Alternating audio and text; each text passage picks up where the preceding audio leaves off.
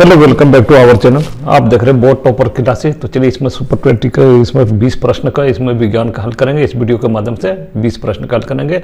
तो इस वीडियो में 20 प्रश्न जो है, पहला प्रश्न इसमें प्रश्न है, प्रश्न संख्या 1 है, प्रोटॉन में कौन सा आवेश होता है? प्रोटॉन में कौन सा आवेश होता है? आप लोगों समय को व्यर्थ न करते हुए जल्दी जल्दी सुपर फास्ट इसका रिवीजन करा देते हैं। प्रोटॉन में कौन सा आवेश होता है? ऑप्शन ए ऋण आवेश, ऑप्शन बी है धन उदासीन, ऑप्शन सी है धन आवेश, ऑप्शन डी है इनमें से कोई नहीं। तो प्रोटॉन आप लोग जानते हैं, प्रोटॉन में पॉजिटिव चार्ज होता है, धन आवेश होता है। प्रोटॉन में कौन सा आवेश होता है? धन आवेश, पॉजिटिव चार्ज होता है। प्रोटॉन में पॉजिटिव चार्ज होता है। प्रोटॉन में पॉजिटिव चार्ज पाया जाता है। धन आवेश होता है, प्रोटॉन में धन आवेश होता है। क्वेश्चन नंबर 2 में है, ये प्रश्न संख्या 2 है। इलेक्ट्रॉन जो है, इलेक्ट्रॉन जो कि एटम में इलेक्ट्रॉन, प्रोटॉन, न्यूट्रॉन जो पाया जाता है एटम में, इलेक्ट्रॉन में कौन सा आवेश होता है? यह है उदासीन। ऑप्शन ए उदासीन, ऑप्शन बी है धन आवेश, ऑप्शन सी है ऋण आवेश, ऑप्शन डी है इनमें से कोई नहीं। तो इलेक्ट्रॉन में जो होता है ये ऋण आवेशित होता है। जितना प्रोटॉन होता है एक एटम में उतना ही इलेक्ट्रॉन होता है। इसीलिए क्या कहते हैं, प्रोटॉन पे पॉजिटिव चार्ज है, इलेक्ट्रॉन पे नेगेटिव चार्ज होता है। इलेक्ट्रॉन में ऋण आवेश होता है, इलेक्ट्रॉन में ऋण आवेश होता है। और नाभिक में जो पाया जाता है, नाभिक में प्रोटॉन और न्यूट्रॉन पाया जाता है। प्रश्न संख्या 3 है, न्यूट्रॉन में, न्यूट्रॉन जो होता है, न्यूट्रॉन में कौन सा आवेश होता है? ऑप्शन ए उदासीन, ऑप्शन बी है धन आवेश, ऑप्शन सी है ऋण आवेश, ऑप्शन डी है इनमें से कोई नहीं। न्यूट्रॉन में जो होता है, न्यूट्रॉन में कोई चार्ज नहीं होता है, ये विद्युत रूप से उदासीन होता है। No plus charge, no positive, no negative, कुछ नहीं होता है, इसमें कोई आवेश नहीं होता है। इसको बोला जाता है उदासीन, इस पर कोई आवेश नहीं पाया जाता न्यूट्रॉन में। क्वेश्चन नंबर 4, आगे बढ़ के क्वेश्चन नंबर 4 का, क्वेश्चन नंबर 4 में जो है इलेक्ट्रॉन का खोज किसने किया था? इलेक्ट्रॉन जो है इसका खोज किसने किया था? Option A Rutherford, option B है जेम्स चैडविक, ऑप्शन सी है जे थॉमसन, ऑप्शन डी है इनमें से कोई ने। इलेक्ट्रॉन का खोज जो किया गया था जे थॉमसन के द्वारा किया गया था। इलेक्ट्रॉन का खोज किसने किया था? जे थॉमसन ने किया था। क्वेश्चन नंबर 4 हो गया। अब क्वेश्चन नंबर 5 की तरफ आगे बढ़ते हैं। क्वेश्चन नंबर 5 की तरफ आगे बढ़ते हैं। इस तरह का वीडियो आपको, वीडियो को प्ले लिस्ट में बहुत सारा वीडियो है जहाँ पे ऑब्जेक्टिव, सब्जेक्टिव और सभी विषय का तैयारी कराया गया है। वहाँ पे जाके देख सकते हैं, प्ले लिस्ट में जाकर देख सकते हैं। ये क्वेश्चन नंबर 5 है, निम्न में से किस में द्रव्यमान होता है? द्रव्यमान तो होता है लेकिन आवेश जो है नहीं होता है, आवेश नहीं होता है। ये आपके पास 4 विकल्प दिया हुआ है। निम्न में से किसमें द्रव्यमान होता है लेकिन आवेश नहीं होता है? आवेश नहीं होता है। Option A electron, option B है न्यूट्रॉन, ऑप्शन सी है प्रोटॉन, ऑप्शन डी है इनमें से कोई नहीं। तो ये न्यूट्रॉन जो है इसमें द्रव्यमान तो होता है लेकिन ये आवेश नहीं होता है। तो इसका सही उत्तर ये हो जाएगा न्यूट्रॉन। न्यूट्रॉन की खोज जेम्स चैडविक ने किया था। क्वेश्चन नंबर 6 है, ये क्वेश्चन नंबर 6, किसी वस्तु का भार पृथ्वी के केंद्र पर सामान्य भार से कितना होगा? ऑप्शन ए अधिक होगा, ऑप्शन बी है कम होगा, ऑप्शन सी है शून्य होगा, ऑप्शन डी है अनंत होगा। मान लेते ये पृथ्वी है, पृथ्वी है, पृथ्वी पे जो इसका मान लेते किसी वस्तु का कोई भार है, ये कोई न्यूटन है, इतना मान लेते कुछ भी है, 5 न्यूटन है। भार को कभी भी न्यूटन में मापा जाता है, भार को न्यूटन में मापा जाता है। तो ये 5 न्यूटन मान लेते हैं। और यहाँ पे अगर केंद्र है, केंद्र जैसे कि लगभग आप लोग जानते हैं पृथ्वी का त्रिज्या लगभग 6400 किलोमीटर होता है, 6400 लगभग किलोमीटर लगभग होता है। तो इसका एक फार्मूला होता है, जैसे जैसे पृथ्वी के अंदर जाइएगा, सतह से अगर अंदर जाइएगा तो इसका फार्मूला होता है GD, जितना ये मतलब नीचे जाइएगा GD बराबर G1 माइनस D/R, जहाँ पे R बराबर रेडियस है, G बराबर ये गुरुत्वाकर्षण बल 9.8 मीटर प्रति सेकंड होता है, और D कितना डेप्थ तक जा रहे हैं। तो यहाँ पे देखिए R बराबर जब D हो जाएगा, R बराबर D जब हो जाएगा तो इसका मान 0 हो जाएगा। तो यहाँ पे अगर जब केंद्र में अगर आप जाइएगा, केंद्र में किसी वस्तु का भार क्या हो जाएगा? ये 0 हो जाएगा। GD बराबर होता है G1 माइनस D/R। यहाँ D बराबर R हो जाएगा, इसको थोड़ा सा निकाल ही देते हैं। D बराबर R हो जाएगा तो GD बराबर हो जाएगा G1 माइनस डी बराबर आर हो गया तो आर बटे आर, आर बटे आर कट गया, 1 माइनस 1 कट गया तो ये 0 हो गया, तो ये हो जाएगा जी गुना 0 बराबर ये 0। यहाँ पे पृथ्वी के केंद्र में इसका भार जो हो जाएगा ये 0 हो जाएगा। क्वेश्चन नंबर 7 ये है, क्वेश्चन नंबर 7 है निम्न में से भार जो है भरने, भार का एसआई मात्रक क्या होता है? भार जो है, भार का वेट का एसआई मात्रक क्या होता है? Option A tesla, option B newton, option C है किलोग्राम, ऑप्शन डी है इनमें से कोई नहीं। भार का जो एसआई मात्रक होता है ये न्यूटन होता है, न्यूटन होता है केजी मीटर प्रति सेकंड स्क्वायर, केजी मीटर प्रति सेकंड स्क्वायर, इसको न्यूटन बोला जाता है। भार का एसआई मात्रक जो होता है यह होता है न्यूटन। क्वेश्चन नंबर 8 देख लेते हैं। क्वेश्चन नंबर 8 है द्रव्यमान जो है मास, द्रव्यमान को इंग्लिश में मास बोला जाता है, भार को इंग्लिश में वेट बोला जाता है। द्रव्यमान का एसआई मात्रक क्या होता है? द्रव्यमान का एसआई मात्रक क्या होता है? Option A newton, option B है सेल्सियस, ऑप्शन सी है किलोग्राम, ऑप्शन डी है मीटर। द्रव्यमान का एसआई मात्रक जो होता है, एसआई मात्रक 7 है, जिसमें से द्रव्यमान का एसआई मात्रक जो होता है ये होता है किलोग्राम। द्रव्यमान का एसआई मात्रक किलोग्राम होता है। यह सेल्सियस जो टेम्परेचर का है, न्यूटन वेट का है, मीटर लंबाई का है। क्वेश्चन नंबर 9 की तरफ देख लेते हैं। क्वेश्चन नंबर 9 बहुत अच्छा सा प्रश्न है। क्वेश्चन नंबर ये 9 है दूध की शुद्धता को किस यंत्र से मापा जाता है? दूध की शुद्धता को जो मापा जाता है किस यंत्र से मापा जाता है? Option A hydrometer, option B है सिस्मोग्राफ, ऑप्शन सी है लेक्टोमीटर, ऑप्शन डी है इनमें से कोई नहीं।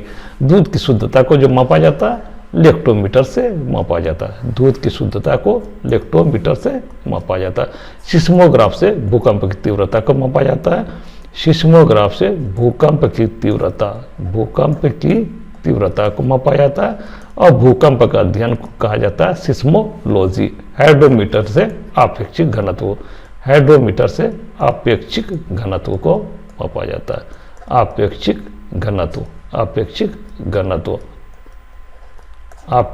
घनत्व को मापा जाता है। क्वेश्चन नंबर 10 आपके स्क्रीन पे है। क्वेश्चन नंबर ये 10 है गैस को गर्म करने पर आयतन का क्या होता है? गैस को गर्म करने पर आयतन क्या होता है? ऑप्शन ए घट जाता है, ऑप्शन बी बढ़ जाता है, ऑप्शन सी है कोई परिवर्तन नहीं होता, ऑप्शन डी है इनमें से कोई नहीं। गैस को अगर कभी भी गर्म करते हैं, मान लेते हैं यहाँ पे गर्म करते हैं, ये अगर कोई बर्तन है, कुछ भी है, कोई भी पॉट वगैरह कुछ भी है, तो अगर मान लेते हैं इसको गैस को गर्म करते हैं तो आपस में ये एक दूसरे से दूरी बढ़ेगा, थोड़ा सा यहाँ पे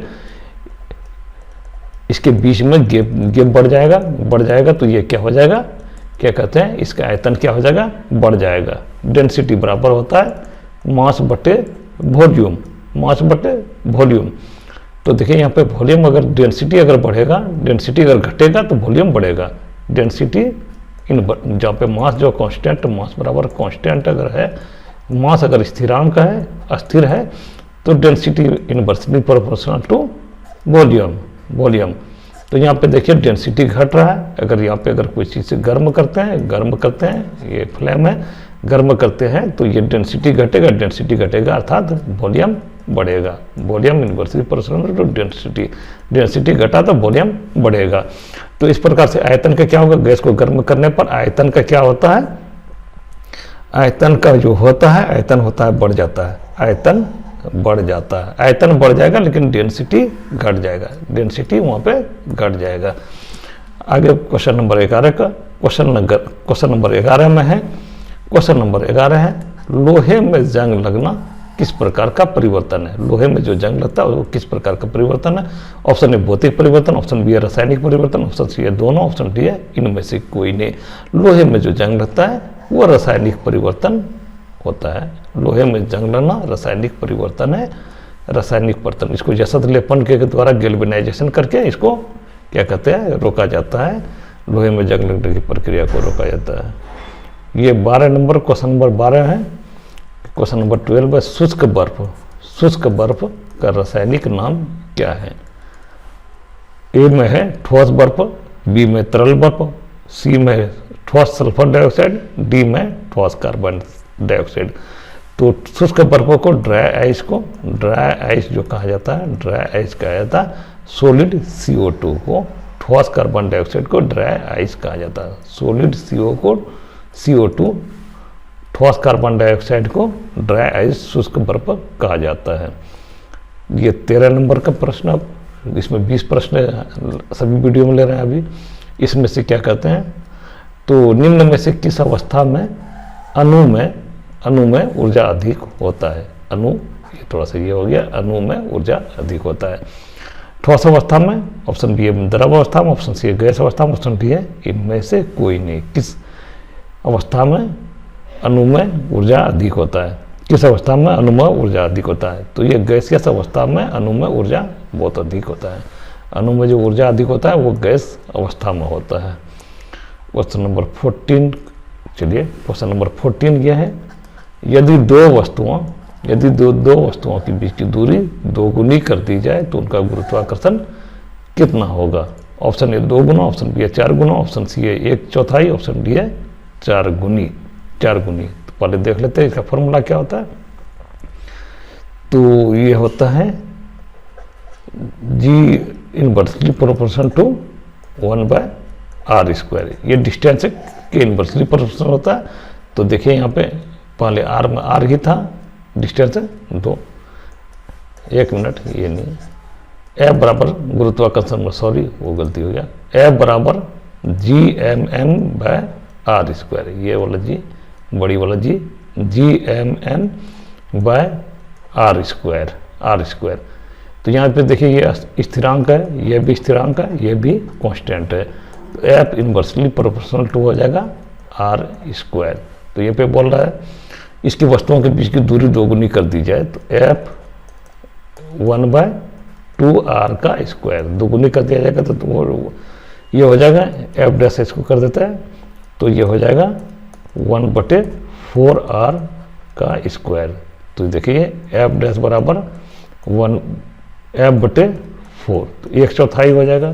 तो ये हो जाएगा इसका 1/4। गुरुत्वाकर्षण बल कितना हो जाएगा, 1/4 हो जाएगा। क्वेश्चन नंबर 15 पे, द्रव्यमान का मान, द्रव्यमान मास का मान जो है, द्रव्यमान का मान सभी जगह कैसा होता है।